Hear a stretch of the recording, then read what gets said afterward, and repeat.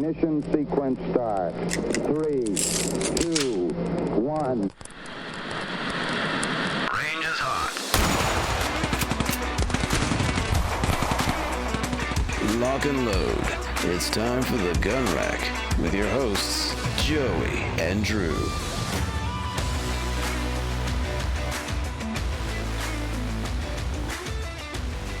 All right, everyone, welcome to the Gun Rack, Sonoran Desert Institute School of Firearms Technology's official podcast. I'm Josiah Upper. Folks call me Joey, and with me we have one Drew Poplin, who he and I are here together for the very first podcast we're recording in 2023. Where has the time gone? Although I will say I don't miss 2022 all that much. I won't lie to you. Are you excited about this new year? Oh, absolutely. I was going to say there hasn't been much of the last couple of years that I've truly missed. So, Yeah. Yeah, I like I've had some opportunities in the firearms industry that I'm getting to work with right now, which I think we're going to talk about in a later episode. But other than that, I'm pretty excited for another start, another beginning.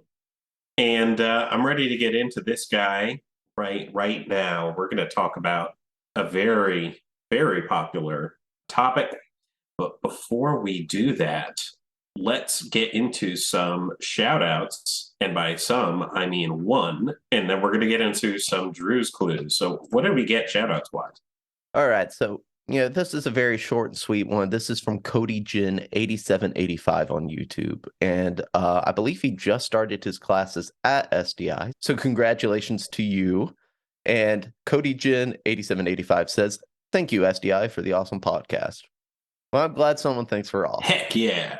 I mean, I feel like they're politely aligned, but I'll allow it because it makes me feel better as a person and more like a real firearms journalist here on the podcast. Most lies we tell ourselves are in the mirror. Yeah, dude, it's going to be fine. Those bags under your eyes, there's nothing you can do about them. That's not gray in your hair. Your mustache is I'm excited to gray. I think I'm going to look like a silver fox as an old man. I have picked up probably, 1% of my hair is maybe gray at this point, which sounds not like a lot, but it makes a pretty significant difference color-wise. And it's mostly been in the past 2 months. So I have to buy one of those shampoos where it slowly fades away the gray because I am 28 and I'm not trying to go gray just yet. My brother's 29 and he's almost half and half, and it's in the genes and I'm not here for it. It's crazy how those infomercials that used to come on, like on the Golf Channel or whatever that you'd watch late at night, are suddenly relevant to us now. I know, right? Like, who doesn't want a pair of glasses that are polarized? Oh, that's a good investment, who doesn't actually. Want that? Yeah, dude, it blocks out something, I hear. Though I will tell you, the one that I remember most of my childhood is blue light blocking glasses, the very first ones. Everyone's like, get over that. And now they're everywhere. So maybe there's something to it. I don't know. Well, we'll see. We'll see. So Drew's clues this week. Yes. Last week, the answer was 380 ACP FN Model 10. Now this week, this smokeless firearm was adopted by the Austrian Army and used from 1780 to 1815. It came in 46 caliber, was accurate to over 100 yards, and could fire 20 shots without reloading. However, it was very fragile.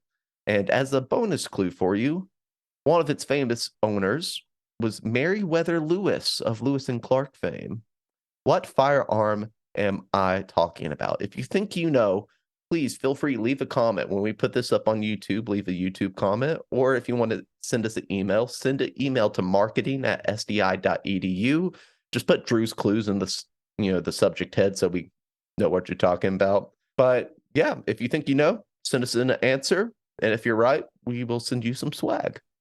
Absolutely. I think this is the first one in a few weeks that I knew off the top of my head, but it's still a really good question. I only remember it because Ken Burns did a whole documentary about it. So today we're going to talk about how to get your lady into shooting. If you are a lady, congratulations. I assume that we're mostly done here. But before we get there's an article that we kind of did a read through. We're going to do kind of a reaction to it. It's from guns.com. But first, we have two things we want to plug for you guys. One, of course, and I'll take this one, is Sonoran Desert Institute. SDI, as it's affectionately known, is an online school that helps students learn the skills and techniques they'll need to be successful in the firearms and unmanned technology industries. SDI is accredited by the Distance Education Accrediting Commission, that's the DEAC. And currently, we offer two programs in firearms technology, the Associate of Science in Firearms Technology and the Certificate in Firearms Technology Gunsmithing. If you're interested in any of this, hop on to sdi.edu. During most business hours, there's some sort of chat person available to talk live. You can also call into admissions. We would love to have the chance to have you be a part of the SDI family and have you learn more about firearms technology within a formal education context. That's thing one. And thing two, I received zero approval to plug, but I'm doing it anyway. You guys might, at this point, be sick of hearing about what happened with Buffalo Bills safety Damar Hamlin on Monday Night Football. For those of you who don't know, Drew's eyes are darting left and right. I'm hoping he knows what we're talking about. Yeah, okay. He's now frantically nodding yes. The man, Damar Hamlin, suffered a cardiac arrest on the field during a Monday Night Football game. He came horrifyingly close to dying. The last I had heard, he was still in critical condition, although he was intubated and is not anymore, which is always a fantastic sign. That's not really the point. I'm sure you guys have heard us talk about football on here before. Drew and I are both pretty big football fans. But the point that I wanted to plug, and I did not ask SDI for approval on this, but I'm certain that they'd be happy to do so, is that Damar Hamlin had a GoFundMe for a toy drive in his community, and its stated goal was $2,500. As of the time of this recording, I'll even hit refresh, and it's gone up since the last time I loaded it 2 minutes ago. They have collected $7,886,000 or $886,780, and that number continues to grow. But if there is any time that you have ever wanted to support this podcast, donate to them. That's the best way I know how to do it outside of check this school out. That's what to do. If you want to look it up, all you have to do is check out Damar Hamlin, DAMARHAMLIN, GoFundMe. Go check it out. Worth your time. Every little bit helps. They literally have more money than they know what to do with at this point, and I'm sure that it's going to go to very good use. So good stuff there. Now we're going to get back into gun things. So get your wife or girlfriend into shooting. How to get your wife or girlfriend into shooting is the name of this article by Elizabeth Bianis. Hoping I pronounced that right. Step one, get a wife or girlfriend. Get a wife or girlfriend. Step one, guys. This isn't hard. Yes, it is. It's famously very difficult. There's whole wars about it. Yeah. This is a problem that a lot of people have reported since I've been writing and working in the firearms community. I know way more people that have gotten with someone they were happy was into guns rather than meeting, having a wife or a girlfriend, or, I mean, it could be the other way around too. You could be a girl into it and then the guy's, not about it. I hear a lot less about them trying to get people involved. And it's kind of important to do so. If you have someone living with you, especially, they should probably know something about firearm safety if there's a gun in the house, right? That's kind of obvious. So let's talk a little bit about this. Drew, what was kind of your overview on this? So one thing I appreciated is that the author is a woman herself, so she's able to kind of speak from that perspective, and I think that's very helpful. So the first thing she sort of speaks to is preparing first home environment. If you recall your first time going to a shooting range, you were probably filled with a lot of different emotions. Some, probably excited, maybe a little nervous, maybe in your head about possibly embarrassing yourself, stuff like that. And it honestly can be pretty intimidating. I'm not what you call the most avid shooter, but I still get somewhat intimidated. When we went to the gathering, I felt for a while I was kind of letting Joey shoot most of the stuff while I filmed them because I felt a little intimidated, a little insecure. And our author says, don't discount these feelings. Take time to prepare her and manage expectations first. So before she went to the range, her husband took her aside. At their house, we went over the 4 basic rules of firearm safety: assembling, disassembling the pistol. And she mentions that learning how to make those things work, it helped her. It made her feel less anxious, gave her a little bit more empowerment, and then finally kind of, doing some dry fire stuff. So kind of having that one-on-one and that very safe, comforting environment, that's a good first step into getting someone to feel more comfortable before you take them out to a range and they're kind of thrown in the midst of it. Yeah, absolutely. The thing to remember about this and kind of life, not to get, wax too philosophical, but feelings are valid pretty much always. It's pretty rare to just be able to not feel feelings about something that you happen to have. And a lot of people are trepidatious about firearms. It's okay to acknowledge that. What we do about those feelings afterward, that's what we can control. And we want to be cognizant of other people's feelings about the same. So people say, I'm scared of guns. Don't say, don't feel that, because that's not going to get you anywhere and it's not going to get them anywhere. We need to try to counter that in a way that is constructive, right? And that's part of what we're talking about there. And her next point is in that same vein. She says to make a good first impression. I will tell you, I did a bad job with this with my wife, and it has been almost impossible to get her to the range again. She says, no pressure, but if you don't make her first experience a good one, you will probably never get her back to the range. And that's true. While the shooter may be nervous, the pressure's on you to do this thing right as the informed guy, or informed side of the partnership here. And there are some things that you might want to consider when you do this, aside from having, hold on, I'm scrolling down to make sure that they don't already cover this. So something I learned when you do this, and the next step I'll just hop into, is pick the right firearm. And these two things collaborate as far as I'm concerned. You want to pick the right firearm so that someone doesn't feel like they're blowing their hand off when they go shooting. That's kind of a gimme, right? But the other part of this that's so important is make sure that you're not giving your spouse or boyfriend or girlfriend or whatever more than they can handle. And that goes beyond just the cartridge. When my number one regret when I brought my wife out was I put more than one round in the firearm. There's no reason to do that when you're first starting out. There's no reason you can't put a single cartridge in there and practice and understand all the basic elements of firearm safety, and then repeat the exercise until they're comfortable with that much. It's way safer for you to try it that way. And it kind of forces a repetition of the very basics. And that, kind of goes under picking the right firearm.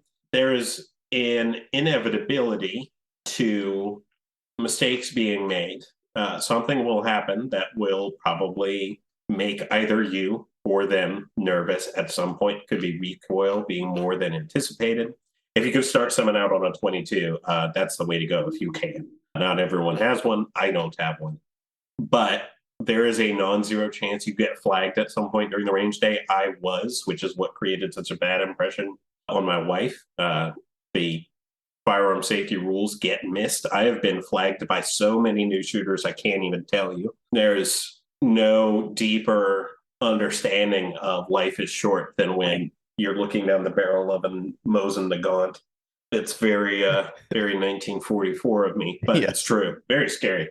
My wife did not have a Mosin Nagant because that's not a great first firearm experience. But the point is, mistakes are going to happen. And this kind of leads, I didn't mean to just plow through all of the points, but the next thing she points out is to go slow and have patience. And that's so true. That doesn't mean tolerate being flagged. doesn't make anything that is a violation of the safety rules or anything like that acceptable at any level. But recognize that problems are going to occur. And the more pre-planning you can do and the more comfortable your partner in crime is, the more that's mitigated. So having one round in the chamber until there's a mastery of those concepts is huge. Having something they can handle is huge. And having an appreciation of how to prevent failures to follow the rules of firearm safety is massive. But however you do it, go slow. Don't get excited about X, Y, or Z and then just charge through the rest, because that's where mistakes happen. That's where mistakes happen for you too. If you remember when you're at the range, when you get excited, it's slow is smooth and smooth is fast, not fast is fun, therefore do it a lot.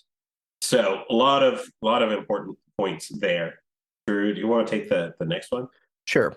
I did just want to touch on, when picking the right firearm, the author did say something that I really appreciated.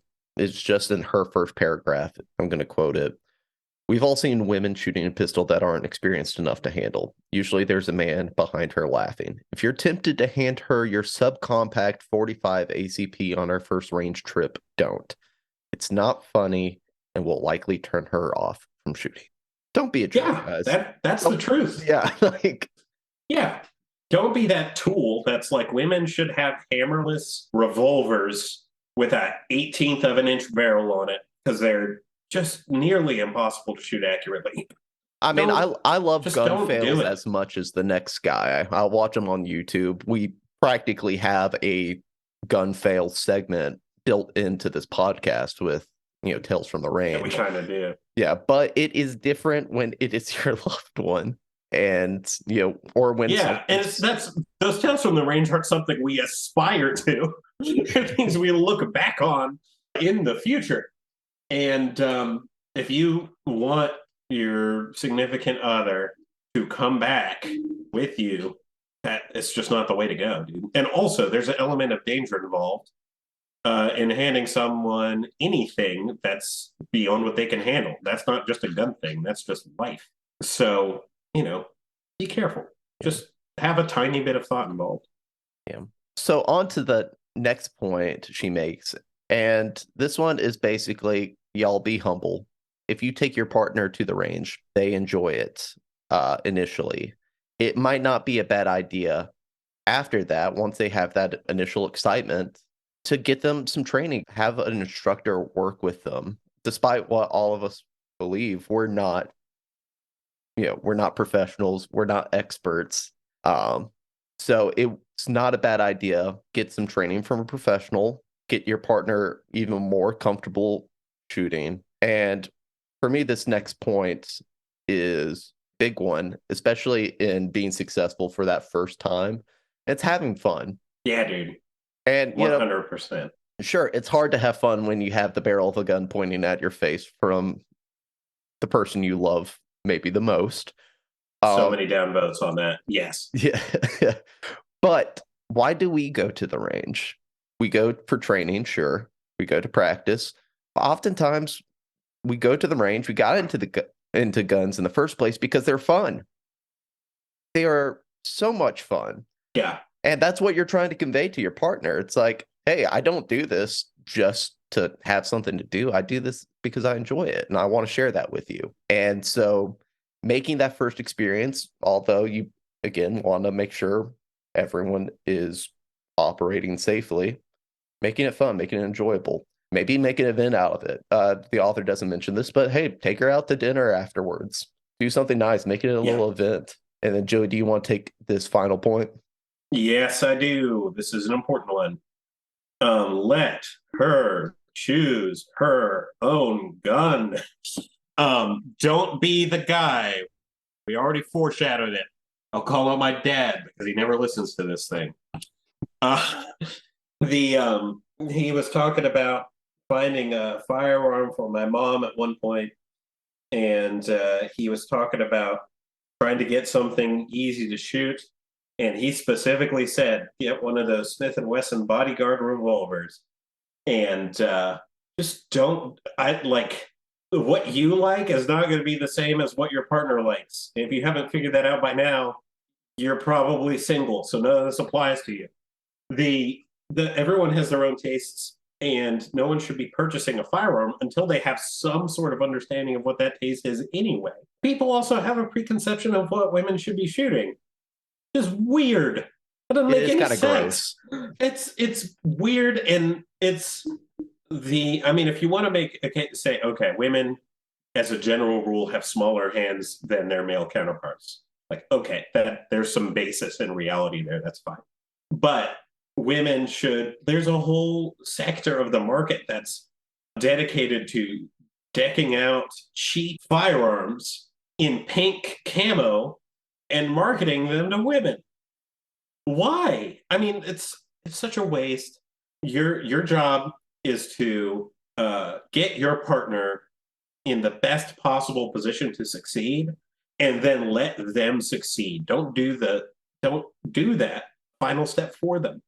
We want to be the helper, not the bulldozer or the steamroller. So keep that in mind also as you go through your little firearms journey. That's a huge one. And if she really wants a cool design on it, if she really that's fine. Yeah, that's fine.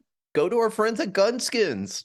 Yeah, dude, go check them out. Sorry, I had to put that plug in there. I mean, that's it. It's very simple. This is not, not an overly in-depth thing. It's a very simple procedure. The problem is not a lot of people do it. Mm-hmm. So guys, do it. If you can, just follow through on that. If you've had a failure in the past, see if you can find a way to try again. I'm thinking of ways to do that myself. So for now, that's going to be our main topic for the day. You want to get into some tales from the range? Yes, sir. Joey, you weren't here for this one last week, but we have a returning poster. This is from Old Stumpy, user of thehighroad.com, and he has another one for us this week. He says, I recall a grainy old home video shot by hunters after shooting a moose in a state near the Canadian border. The intrepid hunter straddled the moose and grasped both antlers to hold the head up for a trophy photo. However, the moose decided that he was still alive and rapidly got up, ran off into the bush with the intrepid hunter riding on his back, holding onto the antlers for dear life. And Old Stumpy summarizes it well when he says, from moose hunter to moose jockey in a few minutes. Good grief. Wow. All right. Final ad read of the day. And this one's going to be another one-on-one. If you're interested in Sonoran Desert Institute, check out SDI.edu. There's a news tab, and on the right, you'll see grad features. That's graduate features. They're testimonials from people that have actually been through our programs. And as such, they're from people that just flat out know. I mean, we've been with SDI for a long time. They still know the school better than we do. They have the best authority to share what this experience is like. That's SDI.edu, news tab, and then grad features. I don't remember what I last said the dollar amount was on this Damar Hamlin fundraiser, but right now it's at $7,894,400. And I know that's, I don't think it had hit 890 yet. So it is still moving with the quickness. If you want to say, I donated to the same thing, the completely insane Jim Irsay, owner of the Indianapolis Colts, donated to, you have that chance right now. Suspiciously, I do not see David Tepper on this list.